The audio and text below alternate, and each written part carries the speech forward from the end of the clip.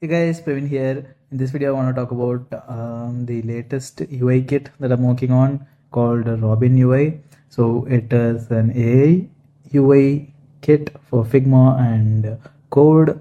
So this is like the first screen that I've built for Robin UI. So this is fully an AI kit. So whenever you are building an AI product, which is mostly chat, the last like 20 projects that I worked on are all AI projects, and most of it has like a chatbot interface.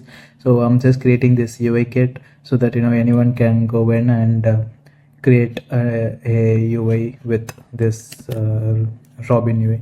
So I'm just working on creating all the components that might come in an AI app, especially like the chat thing in it. So yeah, this is what I'm working on right now, and I just want to ask you guys, like, what components do you have in mind for like AI apps, and if you want to see anything in for free, you can just comment below and let me know, and I'll try to create those kind of components with this UI kit that I'm working on. Yeah, so let me know in the comments, and I'll probably create a new video for that, adding all the components that you asked for. That's it for this. Bye bye.